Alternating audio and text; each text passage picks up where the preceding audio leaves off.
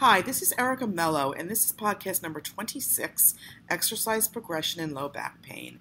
And in this podcast, Susan and I discuss a patient of mine who really wanted to get really specific on exercise progression. And I know in past podcasts we talk about one specific patient of ours starting you through the initial evaluation and how we came up with the diagnosis and progressing through treatment, etc. But we wanted to talk about progressing anybody through a really solid, specific exercise prescription. And prescription is the key word because one size does not fit all here. And it's really important to understand that even if two people have low back pain, that does not necessarily mean they're going to get the same exercises. And I think that is the beauty of our profession because we can really diagnose a movement pattern so well and tailor a really nice progressive exercise program for them. So we hope you enjoy it. And once again, thank you so much for listening.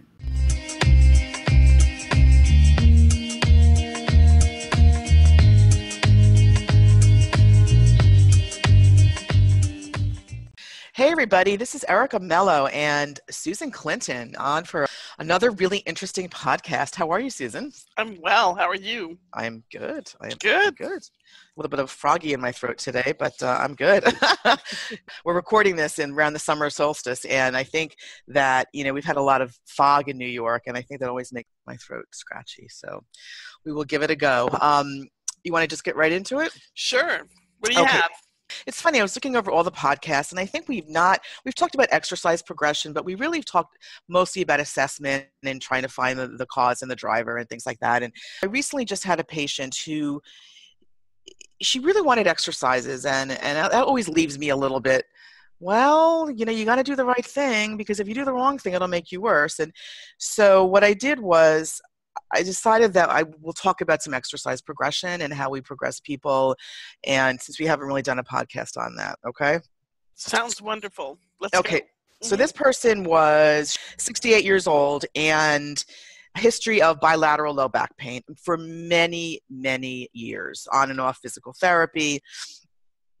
She basically, this is her belief.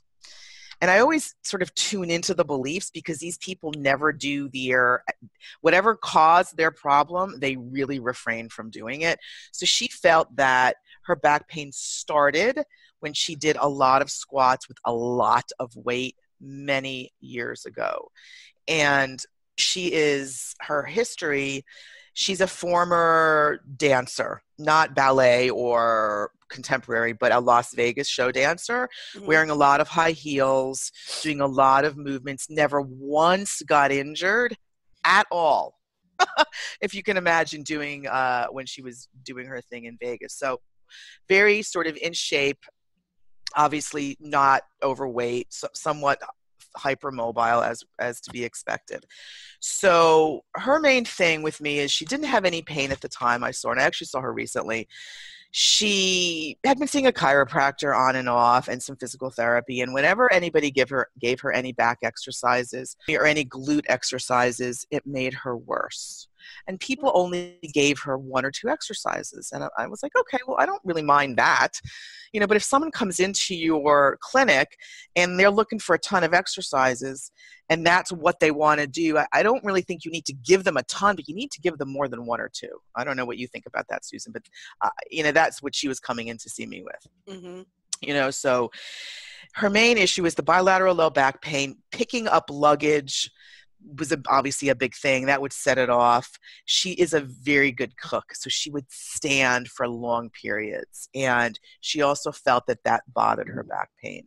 What made it feel better over the years was, the heating pad, the hot shower, that kind of thing. So she also was told by former healthcare practitioners never to twist. And I was like, twist? She was a dancer. Of course she has to twist. How is she going to stand at the kitchen and turn and so this is this, right. These are these cognitive barriers, right? She's locked in cardinal plane movements. Totally. And probably more sagittal than anything. Yep. So she couldn't, so it was basically lifting, standing, twisting. That was her main issue. She's had a couple trigger point injections and epidurals over the years. Really didn't really help. The last person she saw gave her a lot of glute exercises, prone, hip extension, things like that, which really made her worse. So she stopped doing it. She had an MRI a couple of years ago. Nothing really crazy, to be honest. Just, the usual degenerative stuff. And that was really her subjective stuff. And she's going to Italy for the summer, and I have like 3 weeks. So, you love when people come in. You've got 3 weeks to get me pain-free or 3 weeks to get me compliant with exercise. And I'm like, okay. Yep. Last minute. I know. Humans were, creatures of habit, right? Right.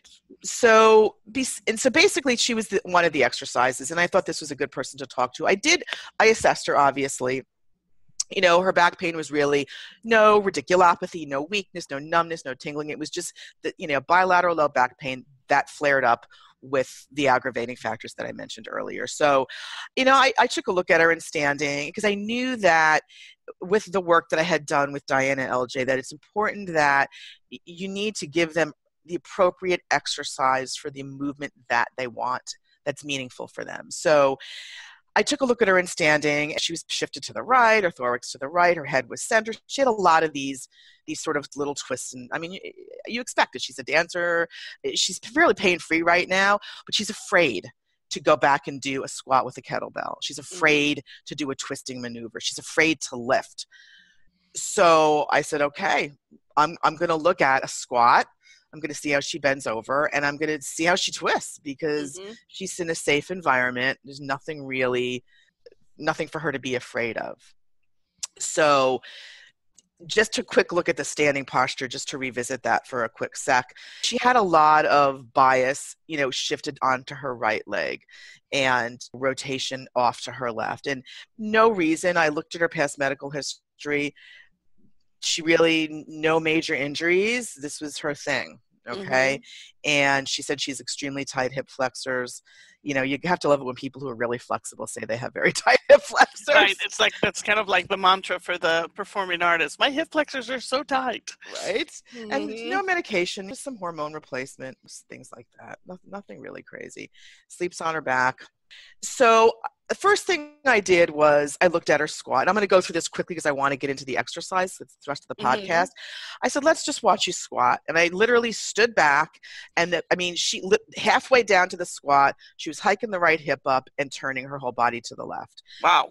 Common. I see this a lot. And I said, okay. So then I put my hands on her and I looked at her feet. I generally just took a whole body approach. And then I put my hands, she's very compressed thorax, as we all do. I mean, it is always human. It's very common. So I had her squat. I closed my eyes because sometimes, I don't know if you do this, but sometimes my vision plays tricks on me. Yep. So you see what you think you want to see and not what's really happening in front of you. I know. And I find that when I'm standing behind the person, I have issues in my own body. Like I'm shifted, I'm turned, and I don't want to bias that when I'm looking at them because it has in the past. So I just closed my eyes, started putting my hand on her thorax. She squatted, nothing happened, nothing. It was straight, still compressed, no worse, no better, nothing. Put my hands on the top of the iliac crest.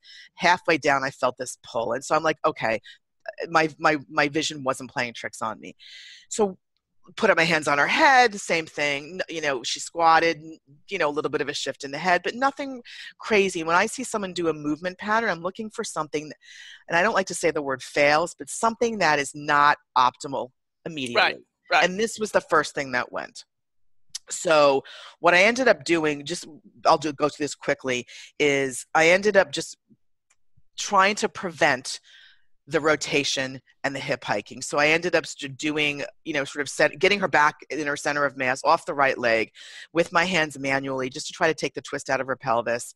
And I just looked at her. I didn't even have her, and it wasn't that difficult to correct. I just had my hands on her, and I watched her head. I watched her throat, looked at her feet. Nothing was worse. She was still pretty okay. Then I had her squat, and she's like, oh, that feels pretty good. And all I did was just take away her compensation for whatever that is, right? And she had no pain. So what I ended up doing was I applied, this is the work that I've learned with Diane at LJ. I applied some compressions, which would mimic anterior and posterior, chain. So I applied oblique compressions to the front and the back. I applied anterior compression bilaterally and posterior compression bilaterally. The posterior compression bilaterally made her way worse. And I said to myself, of course it made you worse. Anything to do with working your glutes, your back, it made you worse. This validates that. So then I applied anterior compression just to mimic anterior chain support. And she went all the way to the floor. She's like, oh, that feels pretty good. Then I applied some various oblique compressions. And one of the oblique compressions, I don't remember which one. I think it was right posterior and left anterior. Anyway, that made her worse. So it was really when I supported the front of the pelvis low down, like not at the lumbar spine, like right around her ASISs. And she's like, that really feels comfortable to me. And I said, well, the exercises that you've been doing were the wrong ones, basically. So, and she asked me what I was doing. I said, I'm really trying to balance the forces across the pelvis. It's not like you have a muscle imbalance. We're really trying to figure out what the best combination of muscle activation is for when you do a squat. I don't know what you think about that if someone asked you that, but that's what I said to her. Yeah, I just tell them that, usually over time when you have a pain event, that our brain tries to figure out a pattern of movement, and sometimes things get switched on harder and other things get switched off.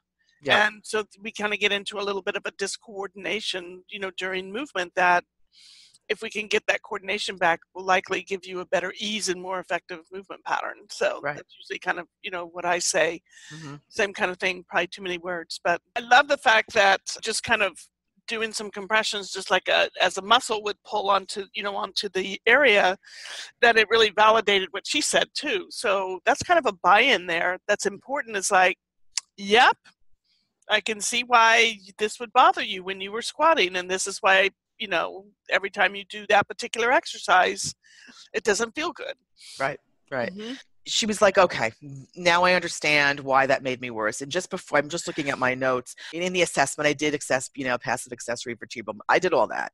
Hypermobile, nothing was there. It was just a normal lumbar spine, a little bit of a lordosis, as you would to be expected with a show dancer and things like that. So I decided, I spent a lot of time with her and I didn't even get her on the table yet. So I ended up lying. I said, lie on your back.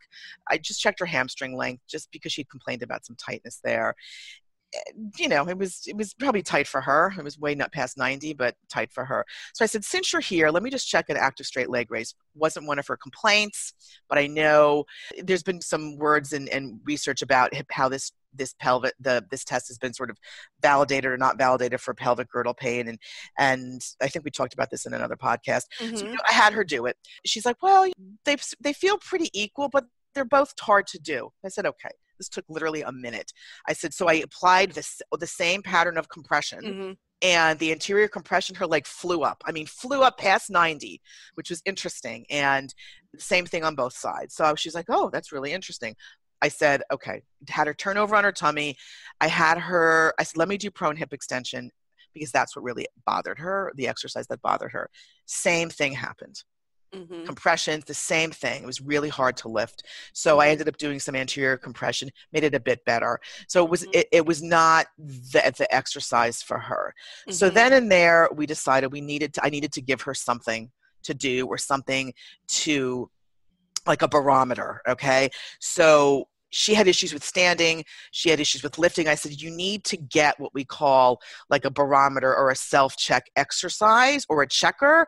If you stand for 5 hours and you're not in pain, you could be in pain the next day or whenever, but you need to do something that's sensitive to your driver, that's sensitive to your issue. And after my assessment, and I'm really shortening it, and I believed her pelvis was her primary issue. Nothing internally, external forces. So in my experience, the two things that that I give patients as we call self-checks for pelvises are squatting or standing on one leg, which is a good, like I had her stand on one leg actually, and she had no problem with that, and doing an active straight leg raise. And I felt that doing an active straight leg raise wasn't so meaningful for her, and it wasn't very practical. So I said, I need you to do something that's sensitive to the cause of the problem. Like, for example, how I learned this is that if your thorax was your main cause, and if you went and did an entire boot camp to check the status, you would do seated rotation. If it was good before you did the boot camp and it's not so good now, then something in that boot camp caused that to become non-optimal. Does that make sense? Yeah, it does. I think what I'm hearing is that you're looking for exercises that are meaningful to them, or a movement pattern that's meaningful to them that has actually been problematic, and they can use that particular movement to say, am I overdoing it or not? Correct. So for a foot problem, I would do heel raises. For neck, I would do rotation. For the hip, lunge maybe, but I believed it was the pelvis. So what we decided was, after she's done something that would have aggravated her, she would do a squat or a one-legged stance, and they needed her to feel the difference between a good squat and a not so good squat, and that doesn't mean it's painful. So we went through her doing her normal movement pattern and squat, and then with me compressing and doing, so I gave her some transverse abdominis cues, just because that were to mimic the anterior compression that I gave her, and she got it. So when she did a little bit of a lower abdominal cue, really like 20%, she said, oh, the squat's much better. I said, that is your check. After you've been standing, if you have to lift a heavy bag, that's what you do. And you need to tell me when that's not good. So if you stand for 5 hours and you do a check without your cueing or without the transverse cue, and you do it and it's not great, we know that activity really made that worse, whether you're in pain or not. But we need to get you to do exercises in that realm. I hope I'm making sense. So when I've learned all of this, so I basically left her with, you're going to do a standing on one leg as a self-check and a squat as a self-check. No weight, nothing. These are just barometer type exercises. When did you have her do those? Like, if for instance, with the 5 hours standing, when would you suggest that they do those tests? Do you have them do it at the end of 5 hours, or do you have them do it I said after an hour, after 2 hours? Yeah, I said after 30 minutes to an hour. Okay. All right. Yeah. I think that's important, because that's one of the things I would do. And I knew that you probably did that. I just wanted to make that clear to everyone out there, that we wouldn't just have people go and stand for 5 hours. But if they find that they're doing activities that maybe they weren't so mindful about before, or they're going into an activity worried that they're going to have problems, that this actually gives them a way to kind of use movement as a way to say, I'm okay. Yeah. Or I need to change something, which I love, because it fits right into the brain stuff. Yep. And, here's somebody who has a belief that if she does this, it's going to be a problem for her. Mm-hmm. And so you're using that to actually convince her that she can move with a different strategy. She could actually do it. So yeah, maybe with your old strategy, it bothered you, but if you change it, then it's going to change. And the other thing I love about this is it's kind of from Eric Franklin's work. It's consumer comparison. Yes. And this is what's so important, is how do you feel right now? Now, do this, do this, do this, do this. Now, recheck. How does it feel? Does it feel different?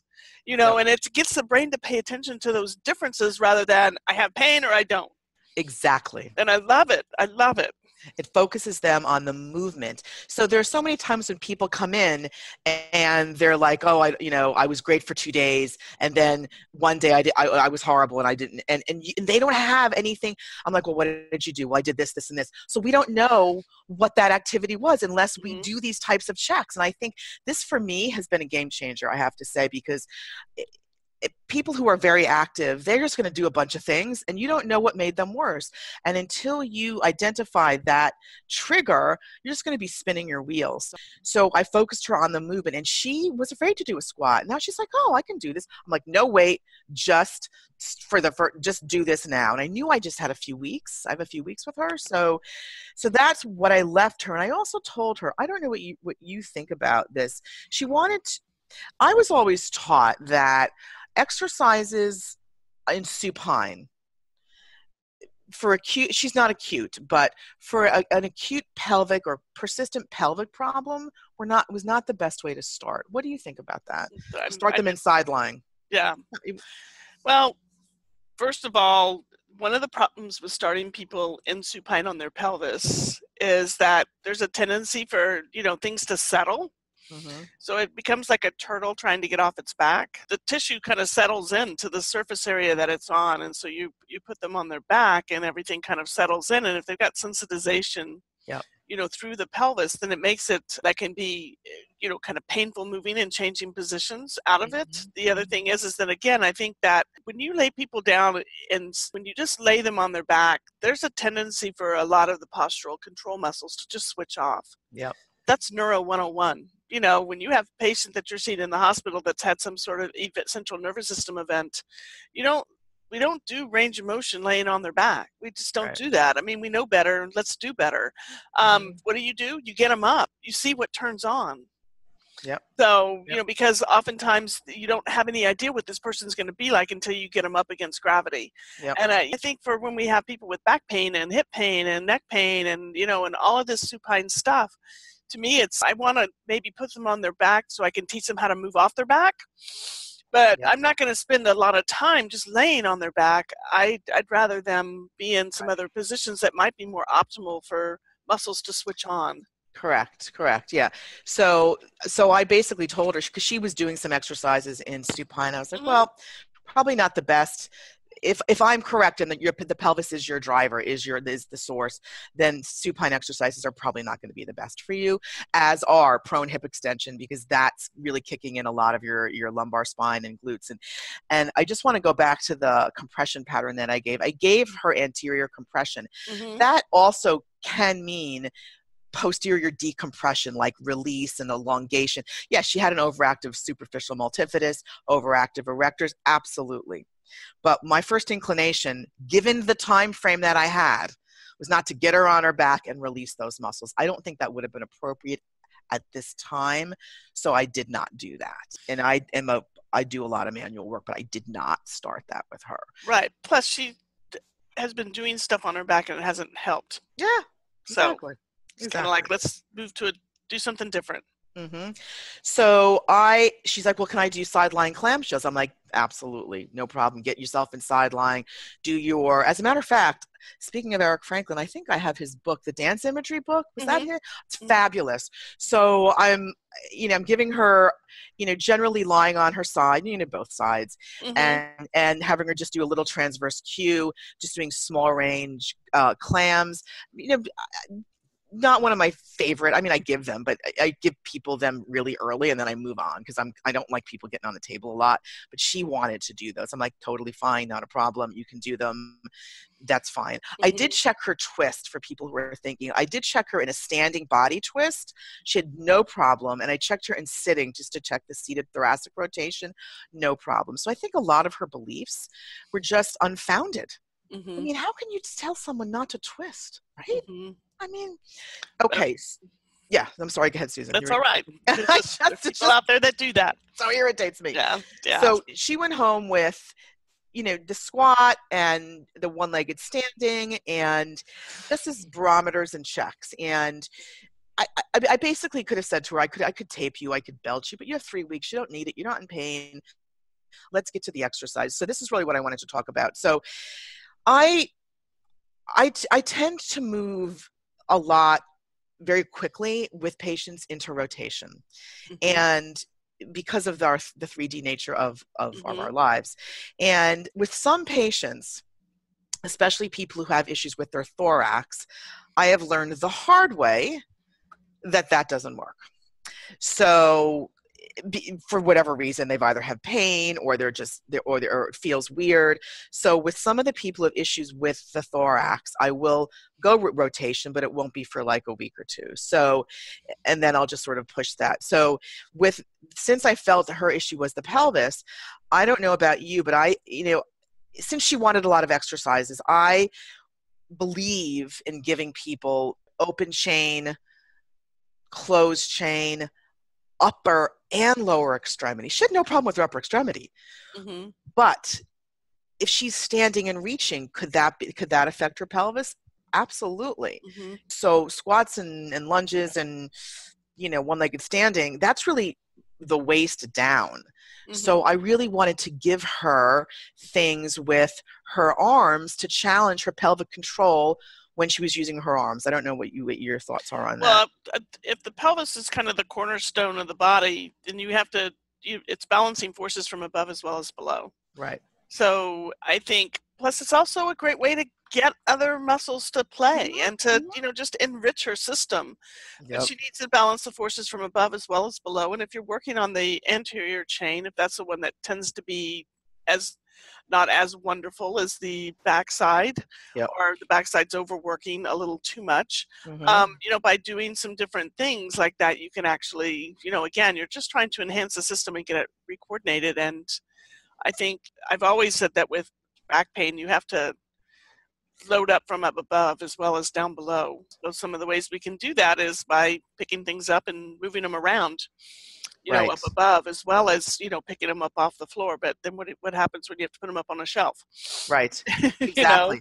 Exactly. Perfect. Exactly. So I ended up giving her a basic squat with either, because she doesn't have really access to a gym. So I had her take a TheraBand or some light weights and just do a squat, do like a bow and arrow and that's rotation. And I did that quickly because I wanted to take away the fact that she couldn't rotate, and I knew she wasn't in pain, so that's why I really could have pushed this a little early on in a squat, just doing sort of bow and arrow, like literally just shooting like a bow and arrow back and forth, right hand out, left hand out, sort of getting the rotation with volume. So I'm not the kind of person who does, just do 2 sets of 15 with these types of patients. I know that there's been a lot of research on motor control and the volume of exercise. So I was like, you need to do 40 reps, 50 reps of this, So I don't know what your thoughts are on that. That's important for me. Volume and changing it up. So I like the way that you weren't just having her squat 40 times. No. You were actually asking for movement variation in the squat. And it, in many ways, it's like, kind of what Corey Blinkenstaff talks about, exploring the edge, or his words. And I like that because that's exactly it. You're having her squat, you're giving her a new way to squat. Our brain has some choices, so she's not just squatting one way. She's got several directions to squat from. And then you're giving her some movement from above, during the squat. So, and that's good because sometimes we squat down while we're reaching up. Yep. It just happens, normal everyday life. You get in a squat position and you remember, oh, I forgot that up there, and you grab it, to bring it down. Like, I don't know, maybe you're getting down to the floor to do something and you left something up on the dresser. So all of those are wonderful. Yeah. But it's meaningful movement, but it needs to be varied. The biggest thing with motor control too is it's got to be varied. Once you get it, you got to vary it as much as possible to bring it into more of a skill level activity rather than a single isolated control type movement. Correct. And I also gave her squats, and I'm jumping along. This is what I would be giving her. Squats, what we call with a bilateral arm lift, like a foam block, squats and do this. And she's using her little bit of a TAQ. I did assess her transverse abdominis in supine. It wasn't bad. I mean, this is a low. And so I basically explained to her that you need to turn these muscles on and in functional movement patterns. And she got that. And I said, you just really need to build volume and train different movement patterns because you have not been doing that. And she's pretty fit. I don't think this is going to take that long. So I started her with the squat with the bilateral arm lift, the squat with the bow and arrow. And I'll tell you what I would continue to do because this is what I'm going to do. I just started seeing her. So I would also add, like, I don't know what your thoughts are. like lunges with some rotation, uh, forward, because she explained to me that backwards lunges didn't work for her. I said, of course they didn't. Backwards lunges are going to kick a lot of that posterior chain in, and that really made her worse. So I started her, and this is what I'm going to do, is just giving her a little forward lunge with a little bit of rotation, bearing in mind she's going to be in Italy for the next month, walking all over cobblestone streets, going up and down stairs in the Roman Forum. So I started doing, that's what I think I'm going to do. That'll be more of that closed kinetic chain, lower extremity, but adding that upper extremity sort of rotation as well. So I like to do, I'll just mention the categories, the open kinetic chain, upper and lower, and the closed kinetic chain, upper and lower. I like to combine all of those at some point, and then depending on where their issue is, I'll kind of finesse it a bit. Like with people who have thoracic issues, they can't really push too well, so, but I believe that she's a pelvic driver, a pelvic source. So I wanted to really just challenge her squatting and her lunge in her lower extremities, so she can contract her, just sort of support her pelvis in the best way that she can. And I'm reluctant to get her on the table at this point to do anything, because it's just so not practical for what she's going to be doing. Right. So I decided, so this is what I'm going to do after. I'm really progressing like weeks ahead, but this is my thought process, because I'm assuming, so when she does the squats with the bow and arrow, and when she does the squats with the bilateral arm lift, she would check standing on one leg to see if that was better or worse. Okay. And if she was worse after 40 reps of a squat with a bow and arrow, then that exercise was too hard for her. Right. So that's when I would sort of tone it down. That's where those checks come in really handy. If you're giving them a new exercise and her standing on one leg was worse, then I'm like, oh, well, then something is not right with that exercise. So I would probably tone it down and not do the rotational control. So that's where I like doing those checks. So we decided, the next visit, I'm going to decide basically that her one-legged standing is going to be her check, because she's going to be doing a lot of squats and things. That's not going to be a really good check for her at this point going forward. And, I'm speaking futuristically now. So that's what I'm going to have her do, her one-legged stance as a check after she does these exercises. And then what I want to start doing is, I don't know what your thoughts are on this, progressing with, my question is, going forward, this is all exercise, when do you start to add weight versus when do you start to change the movement pattern? Like, if you're going to do a sagittal plane squat with a bow and arrow or a bilateral arm lift with a foam block, and her main issue is lifting, do we add resistance to that movement pattern first and then start to challenge her lateral and rotational control of the lower extremity? There's not a real answer for that. I think most of the thing is get them to move and then load it, so right. I think it's probably okay. If she's got that sagittal plane motion, go ahead and load it. Right. I don't think it's going to interfere with anything that you're going to progress. I don't think you need to have to add lateral and rotational stuff right away. You already are with the bow and arrow. Yep.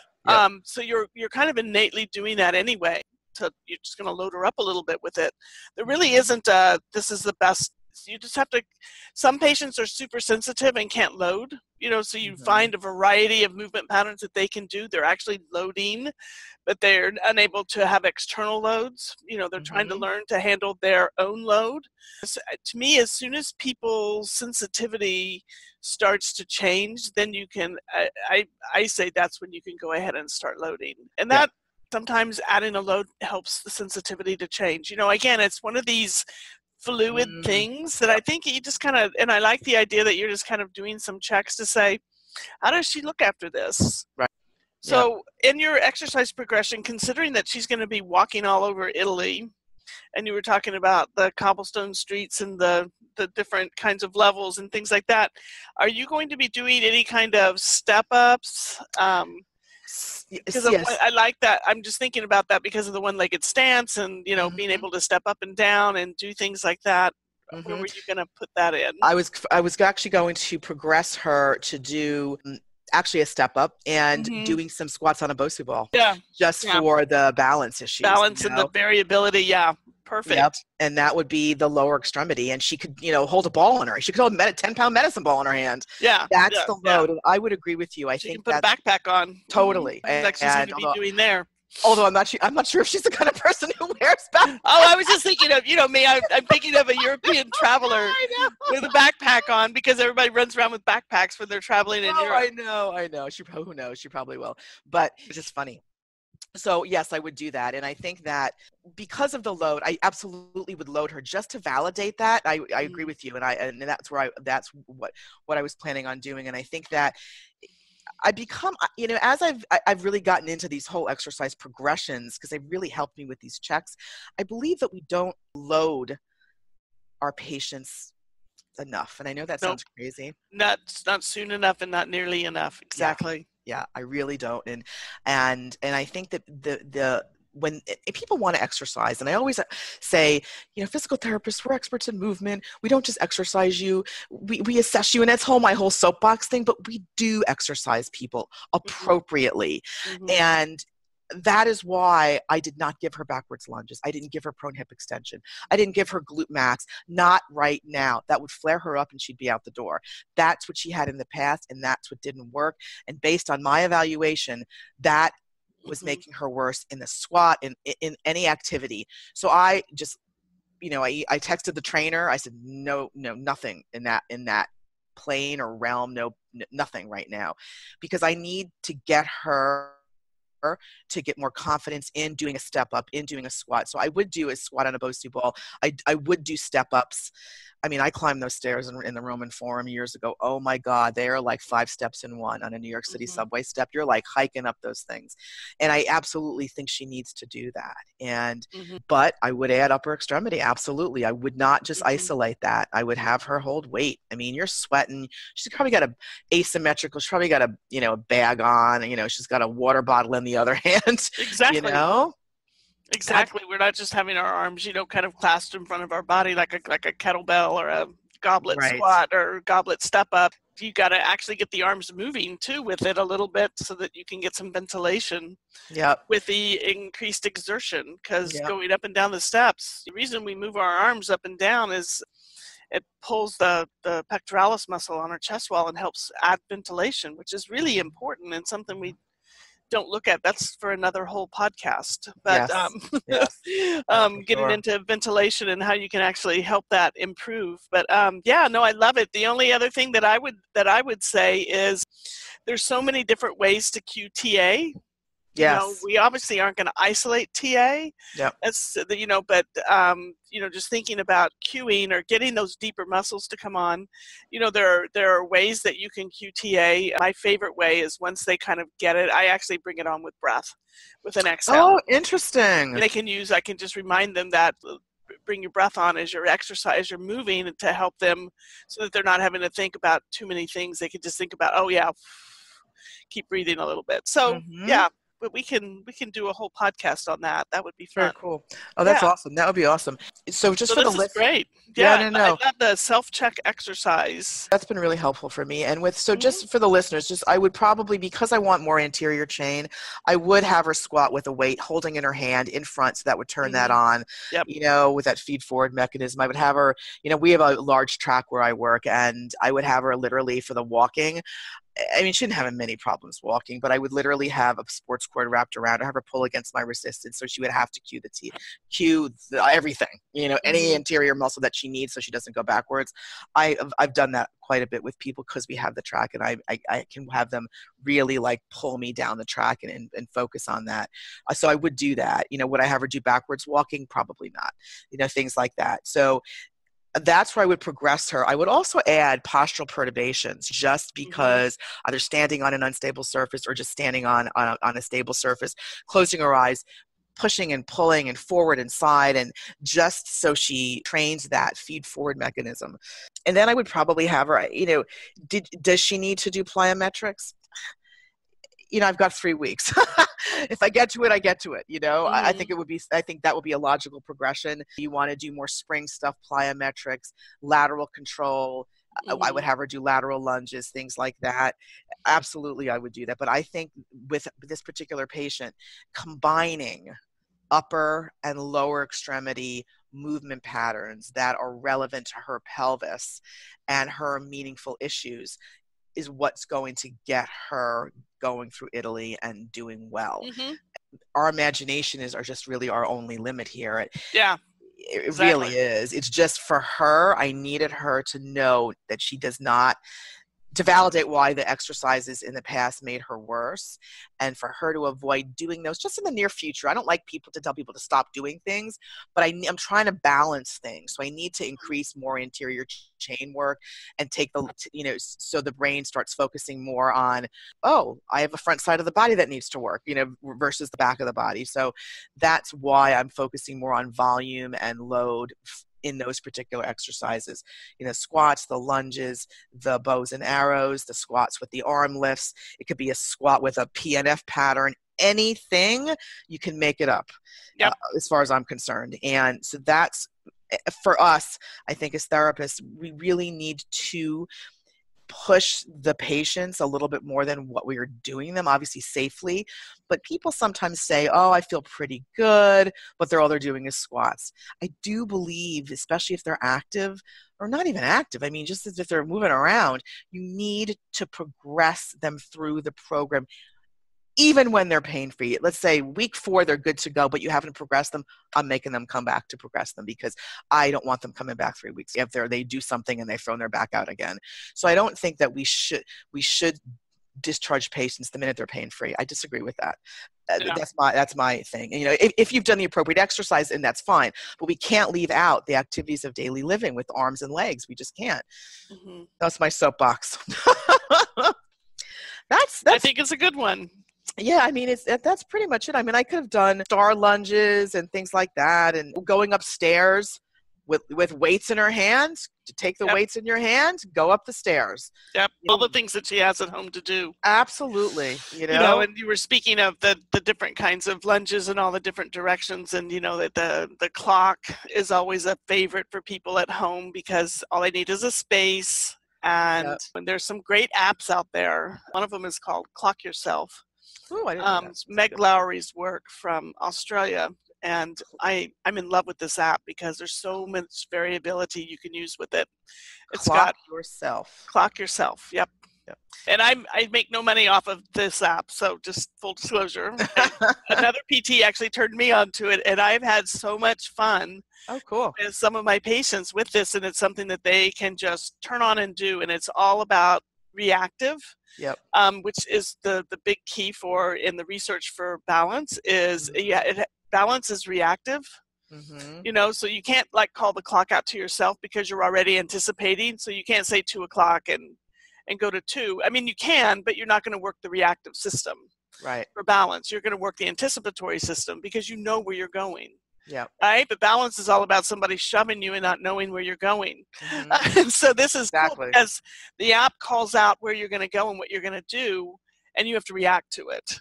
And it can be quicker or slower, and you can adjust the time, and it does all kinds of cool things. You can do it in another language. You can put a calendar on the floor instead of a clock. You can do.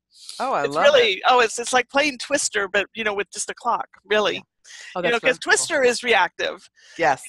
Left hand, red dot. Oh, I love Twister. So that's awesome. So if they've got a Twister mat, if they've got kids, so it's a good thing to do. That's too. a great idea. This is all fun stuff. Very cool. Lots of fun stuff. The only other thing I just wanted to mention before we sign off is that she did have an exercise or a position that when she did feel a little wonky in her back, that would make her feel better. And we decided that it would be child's pose because that's the one thing that made her feel better. Sure. And if she were to, so I basically told her after these exercises, so it's not like I said, do all these exercises and then do your one-legged standing. I'm going to progress her. But the whole theory is, do a few of these, stand on one leg. If you're good, you're good. You're good. If either the volume or one of the exercises makes you not stand on one leg as well as normal, then do your child's pose. And that will help reset everything. So I would probably have her do, if I was introducing a new exercise, I would probably have her stand on one leg and see how that feels after the new exercise. If she's good, she's good, she moves on. If she's not, then she can do her child's pose. And then I would have her progress accordingly like that. So, and I think that's important because that's the way these people get better, and they don't come back. And if they do come back, they're hopefully coming back for a different problem, so it really gives them a set plan, which is what I wanted, because I think we haphazardly give these things and we don't know the rationale or the clinical reasoning behind why we're giving them. And I hope that this has helped people understand why. So that's it for me. I mean, I've seen her a couple times, so I'm going to be progressing her as I've mentioned. So we'll see. We'll see how that goes. Okay. Awesome. Thanks, this everybody. Fantastic. Thanks for listening, everybody. Give us your remarks. Let us know what you think about exercise progression. We'd love to hear from each of you, and keep on downloading. We appreciate it. Yeah, thanks, guys. Bye.